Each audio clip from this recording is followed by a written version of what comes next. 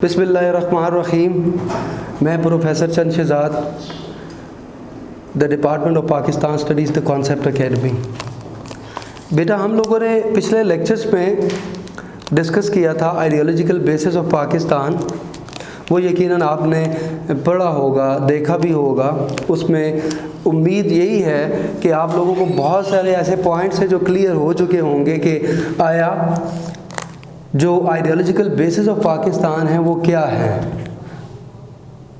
वो क्या वजूहात थी जिस वजह से मुसलमानों ने सब कॉन्टिनेंट में हिंदुओं से अलहदगी इख्तियार करना ज़रूरी समझी। वजह क्या थी, रीज़न क्या थे। उसमें हमारा जो लास्ट पॉइंट था the rights and duties of citizen, वो हमारा एक पॉइंट रह गया था। ये क्योंकि उसी का पॉइंट है, पहले मैं इसको डिस्कस करूँगा। Rights and duties of the citizen का मतलब ये होता है शहरियों के हकूक़ क्या हैं।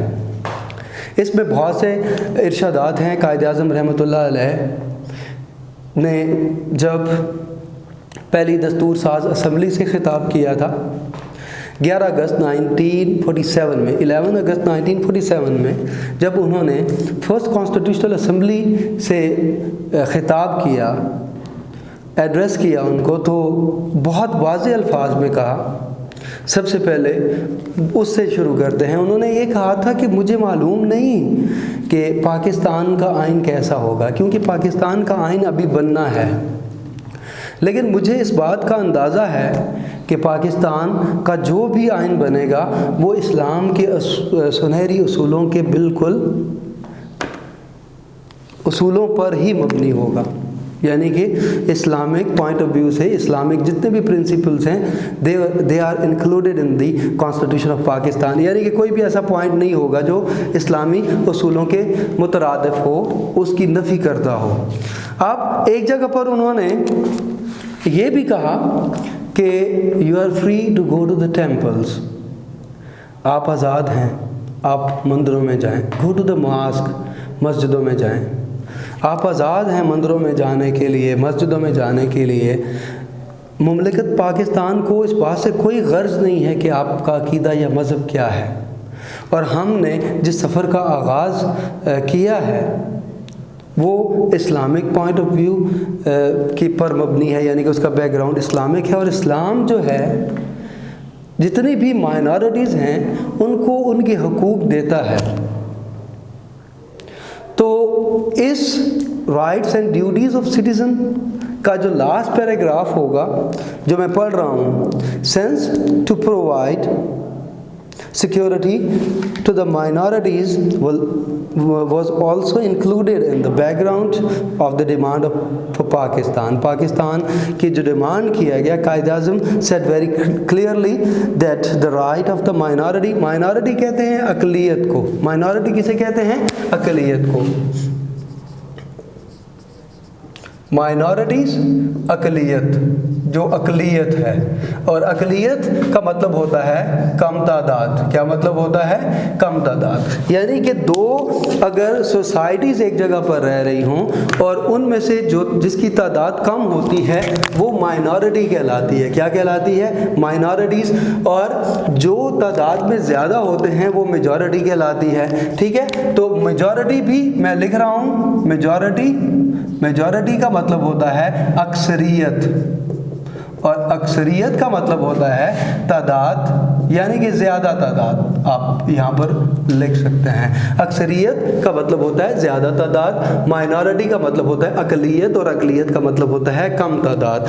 तो ये जो लास्ट पैराग्राफ है, हम लास्ट पैराग्राफ पे आते हैं। इसमें लिखा हुआ है, he said very clearly that the right of the minority will fully protected इन पाकिस्तान, के अक़लियतों के जो हकूक़ हैं उनको पाकिस्तान में मुकम्मल तौर पे उनका तहफ़्फ़ुज़ किया जाएगा। प्रोटेक्ट का मतलब होता है तहफ़्फ़ुज़ देना। ठीक है, तो उनको तहफ़्फ़ुज़ दिया जाएगा। अब Islam doesn't allow that life, property, dignity and religious tradition of minority in Pakistan go unprotected. और पाकिस्तान क्योंकि इस्लाम के सुनहरी उसूलों पर बना। अब इस्लाम के असूल क्या कहते हैं, वो मिसाक़ मदीना आप उठा के देख लें। अब हम लोग अगर अपने पाकिस्तान की बात करें तो पाकिस्तान में आप अपना जो हमारा नेशनल फ्लैग है फ्लैग ऑफ पाकिस्तान है, हम उस पर नज़र डालें तो आपको जो हमारा कौमी झंडा है उस पर भी अगर हम लोग देखेंगे तो हमें उसमें नज़र आएगा कि माइनॉरिटी के लिए भी एक मखसूस जो है वो कलर को शो किया गया है, रिप्रेजेंट किया गया है, यानी कि green colour is for the Muslim and white colour is for the non मुस्लिम, और वाइट कलर को नॉन मुस्लिम के लिए। इसी तरह अगर एडमिशन लेवल पे जाते हैं या आप पॉलिटिकल रिप्रेजेंटेशन के ऊपर हम लोग जाते हैं तो किसी जगह भी माइनॉरिटी को अलग नहीं रखा गया, यानी कि उनको उनके हुकूक दिए गए। कहने का मतलब यह है, तो जो राइट्स यानी एक शहरी के हकूक़ ये होते हैं कि वो जिसके लिए डिज़र्व करता है। एक होते हैं फंडामेंटल राइट्स। फंडामेंटल राइट्स में बहुत सी चीज़ें होती हैं, जैसे आपको रिहाइश मिलनी चाहिए, आपको ट्रांसपोर्टेशन मिलनी चाहिए, आपको एजुकेशन मिलनी चाहिए। तो सिटीज़न के जो राइट्स हैं उसमें जो एम्प्लॉयमेंट्स के राइट्स होते हैं, बाकी जो रिप्रेजेंटेशन के राइट्स होते हैं, जो एडमिशन के राइट्स होते हैं, हमें बहुत अच्छे तरीके से पता चलता है, क्योंकि बहुत से स्कूलों में हम लोग देखते हैं कि क्रिश्चियन स्टूडेंट्स भी वहाँ पर पढ़ रहे होते हैं। अब मुस्लिम स्टूडेंट को अगर एडमिशन मिले या ना मिले तो क्रिश्चियन स्टूडेंट के लिए एक कोटा मखसूस किया जाता है, जिसके मुताबिक उनको एडमिशन में मुकम्मल तौर पर जो है वो प्रोटेक्ट किया जाता है। बात समझ आ रही है? नेक्स्ट जो हमारा आज का जो टॉपिक है वो है economic deprivation of the Muslim of India. ठीक है, नेक्स्ट जो हमारा टॉपिक है वो है economic deprivation of the Muslim of India।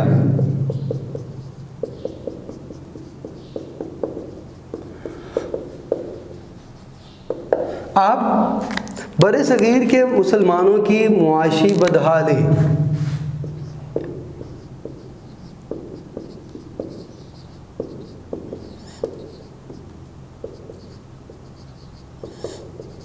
बदहाली इसको आप लिख सकते हैं।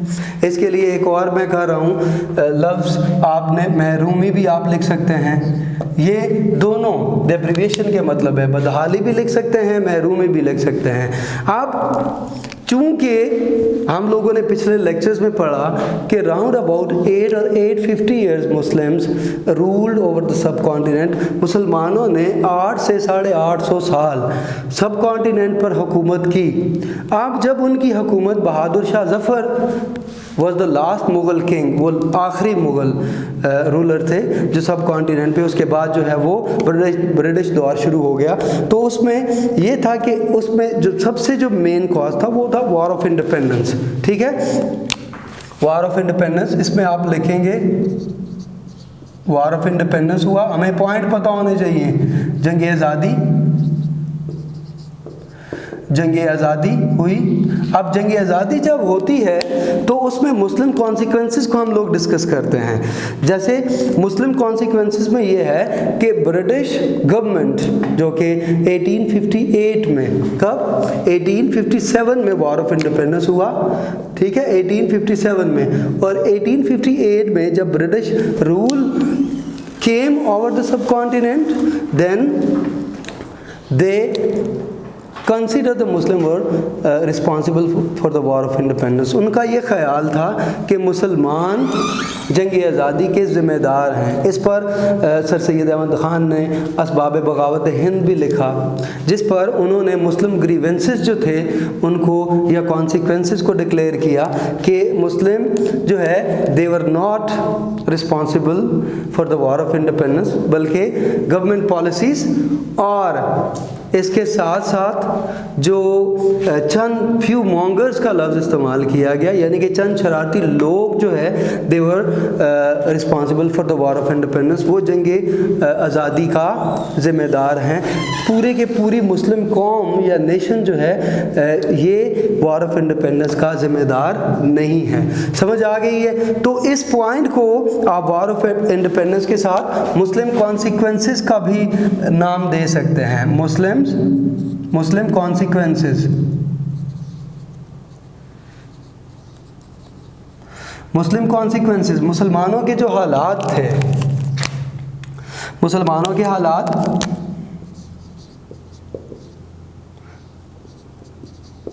मुस्लिम कॉन्सिक्वेंसेस का नाम इसको देंगे। मैं पढ़ रहा हूँ इसे, गौर से सुनिएगा कि when war of independence was over the Muslim were oppressed very badly, यानी कि मुस्लिम जो है उनको बहुत बुरे तरीके से उनके साथ पेश आया गया। Although the Hindu supported the Muslim in the war, हालांकि हिंदुओं ने भी वॉर ऑफ इंडिपेंडेंस में मुसलमानों का साथ दिया था, ठीक है, but they declare that the only Muslim were responsible for the war, यानी कि वो अलग हो गए और मुसलमानों को आगे कर दिया कि हम लोग नहीं थे। उन्होंने सारी की सारी रिस्पॉन्सिबिलिटी मुसलमानों पर ही थोप दी, ठीक है। अब इसमें वो बरी ज़िम्मा हो गए। द मुस्लिम वर टारगेट, अब मुसलमानों को टारगेट किया गया। वो टारगेट क्या था, उसमें मैं पहला पॉइंट लिख रहा हूँ। पहला पॉइंट ये है डिसमिसल फ्रॉम द जॉब, ठीक है।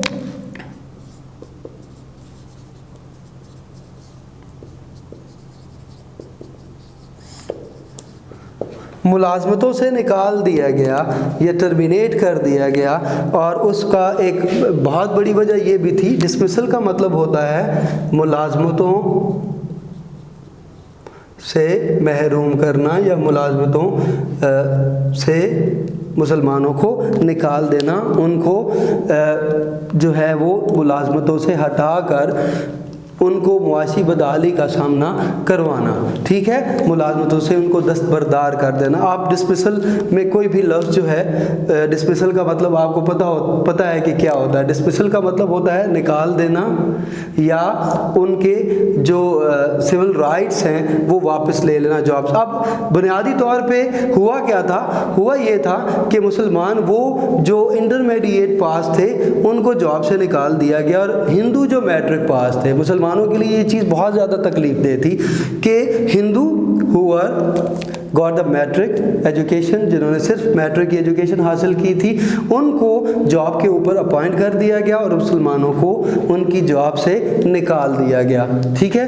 ये डिसमिसल हुए जब ब्रिटिश रूल आया, क्योंकि साथ ही मैंने आपको बताया कि क्योंकि ब्रिटिश गवर्नमेंट को इस पर कायल किया गया था कि मुसलमान ही जंग आज़ादी के ज़िम्मेदार हैं, उन्होंने गदर का नाम दिया इसे कि ये गदर थी, और उन्होंने चूँकि खुद पार्टिसिपेट किया था और पार्टिसिपेट करने के बाद वो अलग हो गए और टोटल के टोटल रिस्पॉन्सिबिलिटी मुसलमानों के ऊपर थोप दी।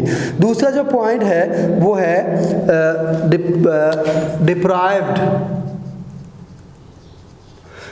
डेप्रिवेशन ऑफ प्रॉपर्टी या डिप्राइव प्रॉपर्टी भी आप लिख सकते हैं, ठीक है। डिप्राइव प्रॉपर्टी का मतलब होता है जायदादें छीन लेना।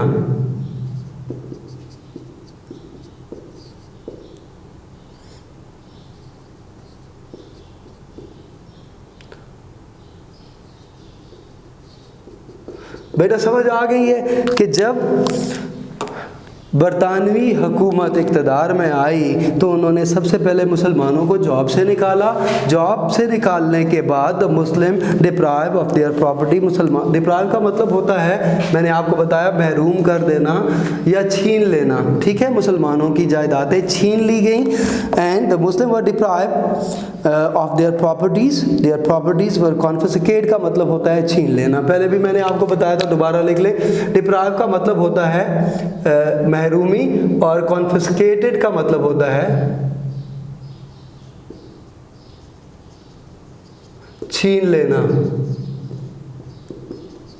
मुसलमानों से उनकी जायदादें छीन ली गईं। Some Muslim landlords were turned out of their lands and their properties and lands were allotted to the non Muslim. उनकी जायदादें छीन कर नॉन मुस्लिम को दे दी गई। The Muslim became tenant cultivators instead of the owner of the land. यानी कि टेंटन कल्टिवेटर्स का मतलब ये होता है कि उनके पास जो जिनको ज़मीनें दी भी गई उनकी मालकियत नहीं थी, बल्कि आप लोगों ने सुना भी होगा, बल्कि इंडियन मूवी एक इस पर भी बनी है, जो ये टॉपिक है वो लगान एक मूवी का नाम है, आप मूवी देख सकते हैं। लगान में इस बात को दिखाया गया है कि जब मुसलमानों की या हिंदुओं की जायदादें उनसे छीन ली गई तो अगर वो कल्टीवेटर थे, अगर वो फसलें काश्त करते थे, तो वो बरतानी हुकूमत को लगान के तौर पे लगान के तौर पे जैसे उशर होता है तो वो टैक्स अदा करते थे, और वो लगान जो है वो 50 से 60% पर मुश्तमिल होता था। यानी कि कल्टीवेटर वो खुद थे, ज़मीनें वो